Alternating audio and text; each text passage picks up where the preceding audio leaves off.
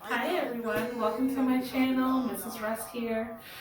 Would you please make sure that you like, comment, and subscribe before we get started with this video. And thank you for watching. I know that we are leaving. I know that we are leaving. Alright guys, so today I'm going to kind of hit on my next two appointments that I have. They're kind of random. But I have two appointments that are coming up. Well, one appointment is coming up thus far in this month. So March 17th, I have a dietitian appointment, which is virtual now. Before, if you watched my other videos, I've actually been going on base for my appointments. They just started doing virtual for these appointments now, so that's awesome. I'll let you know how that goes. What's the difference between going in and doing virtual, and if there's any benefits from it or cons. So I'll let you know what the difference is once I have that. So again, that's March 17th is my nutrition appointment or dietitian appointment. And they're actually two different things, believe it or not. So, I also wanted to go over some of the paperwork that I've gotten. So, in this big old binder here, this is my trusty binder that I take with me to all the appointments. Don't let the weekend become your weekend. So this is just a little kind of a little reminder. This is all the stuff that I've gotten. I don't know if you can see. There it is. This is all the stuff that I've gotten from all these different appointments. So eventually I'll go and pull them out. Again, I'm not sure if it'll be different for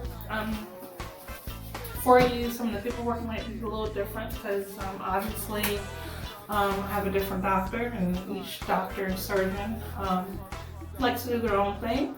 They all kind of do around about the same thing, but they have their own stuff. So, don't use this as, oh, I was supposed to get this paperwork. Again, it might be different, but it's all in the same wheelhouse, right? So, here's the first one that I got. So this one, and as you see, I take notes. I'm a note taker, so they give me paperwork, and I'll sit in the appointment, and I'll take notes all over it. I write all up in the margin. So this one is called Nutrition Prescription. So if you can see that right there, Nutrition Prescription. Now they go, this paperwork is about dieting, and it's pretty much to get you on a path and mentally prepared for eating once you have the surgery. So a lot of us sometimes skip breakfast. I'm not really a breakfast eater, and usually I skip breakfast. Some people skip lunch because they're working and they're more busy in the middle of the day, and then they'll eat, breakfast going out to work, skip lunch, maybe just have a snack or something and have dinner. Well, those are all bad habits. They said that it's all bad habits only because once you have the surgery, you have to learn how to eat properly. You have to eat 3 meals a day and 2 snacks. And so you have to get prepared and mentally prepared and get yourself in a routine to start eating that way, because it's kind of hard to just start something once you get the surgery. It's not a habit at that point. And you're at that point now you're trying to start a new habit. And sometimes that can be difficult. So they go by this acronym called SMART. Now it's about keeping yourself accountable. So SMART, S stands for specific, M stands for measurable, and A stands for action-based. R is, I don't know what I wrote. I think it's relatable. And T is time bound. So S is be specific about your goal. So instead of saying, I want to exercise, you'll put down, I want to walk 2 miles twice a week. That's being specific, so you can check that off and say, oh, okay, I did that. M is measurable. So, and that's when you'll say, well, how often do I want to do the 2 miles? Then you'll put, 2 times a week. Action is when you'll actually check off, like, okay, if you're going to do it 2 times a week, put it on what days you're going to do it, and you'll check it off. Relatable, and again, that kind of goes with action-based. You'll mark it, and keep yourself accountable. And then time bound. So then you'll put, again, 2 times a week, 1 week. If you're doing, okay, I want to drink water. You'll put, I want to drink this amount of water in this many hours. So maybe I want to drink 20 ounces in 3 hours. That'll be time bound. You're keeping yourself in this pocket of your day. And you keep going. So with that, I need a habit tracker. I actually got this from another lady. I can't even remember her name, and I'm so sorry. But she's another YouTuber who also got the VSG. And I was just kind of on YouTube looking for other people with different stories, different problems that they went through. I'm just trying to prepare myself for what was to come. And like I said, that my mom also got the surgery. So I might do an interview because she just gotten her surgery recently. She just had her surgery again in October. So she's been recovering really nice. Maybe we can do an interview with her.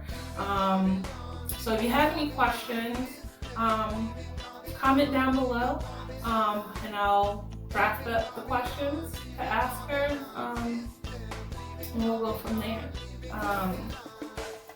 Only because she's had her surgery within the pandemic. I think it's a little different having your surgery post-pandemic, because obviously everything has changed, whether you're allowed to have someone come with you, that kind of thing, what's the protocol, that kind of thing. So I'll definitely try to get an interview with her and answer those questions. All right, so this is the habit tracker. So as you can see here, I wrote down my goals here on the side, and then every day of that month, I'll fill it in if I did it. If I didn't do it, I'll leave it blank. So at the end of the month, you get to see what you did and what you didn't do. Here is February. As you can see, I had a nice strong start, okay? And then I kind of trailed off here. And a lot of these things I actually did, but I just didn't fill them in. So I actually did a lot better than this shows. But sometimes, you get busy and you just get busy and you don't fill them in. And sometimes, I'll go like 2-3 days without filling them in. And then I'll go in and be like, okay, well, this day, I didn't, you know, I didn't take my blood pressure. So, I mean, you will put any goal. So, take them like meds. Meds, if you are on any meds like high blood pressure, for anything, PCOS, anything, you want to put that as a goal, because once you have your surgery, you're going to also have medicine that you'll have to take. You'll also have your vitamins that you always have to take. So you want to put any goals. If that's drinking water, that's taking your vitamins. What are some other things that I had on here? One of the ones that I put on here, sorry, like, I put eating breakfast. I put breakfast on there because, again, I'm not a breakfast eater, and I have to force myself to eat those 3 meals and the 2 snacks. And also I'm on an 1,800 calorie restriction. So, they did a calculation. I'm only supposed to be receiving 1,800 calories. They put it as whatever your goal weight is, add a 0. So at first it was a totally different number. My goal was like 200. But I found out by when I actually had my appointment with my surgeon of what weight I'm actually supposed to be, with my height. They do your body mass, they do your muscle mass, they do this whole bone thing, everything. So they find out exactly, you know, what you're actually supposed to weigh. And I'm supposed to be weighing 180 pounds. So, you know, you add a 0, and that's how many calories you're supposed to intake. So 1,800 calories is what mine is. So again, I put breakfast on there, take vitamins. I have my walk 2.5 miles, and that's 4 days a week. I have a workout for 40 minutes, and mine isn't specific to what type of workout. I didn't want to restrict myself because I didn't want to get tired of doing like yoga and, you know, feel like if I don't want to do yoga, then, you know, I can't work out. So it's just working out, doing whatever that is for 40 minutes. Drink 4 bottles of water. I have these great big bottles that I use. Oh, and then I put stay in 1,800 calorie range.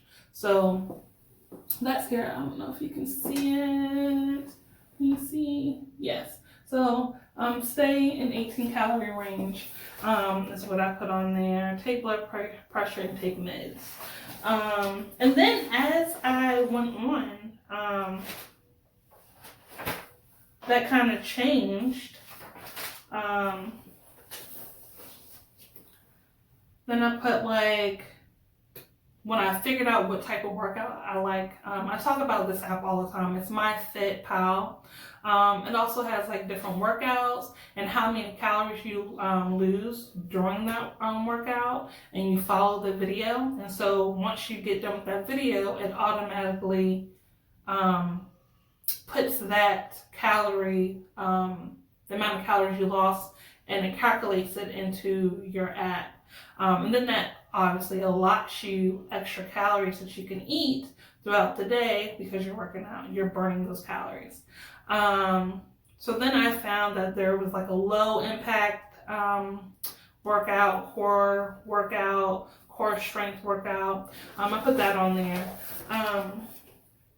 But I will link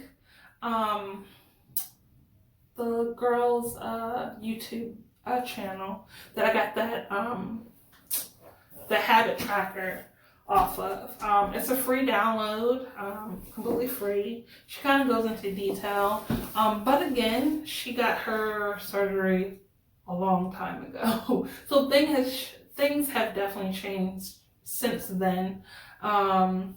This post-pandemic, but I definitely do watch her videos a lot. She talks about, you know, gaining weight afterwards and stuff like that. So I'll try to get some different interviews and get your questions in. So any questions that you have, post them down here. I will definitely get them answered for you. And I think that's about it today. Thank you guys for watching my channel. Again, thank you for the support. I can't thank you guys enough for the support. Alright guys, again, thank you for watching my channel. Again, please like, comment, and subscribe. Thank you for supporting me, and stay fabulous. Bye.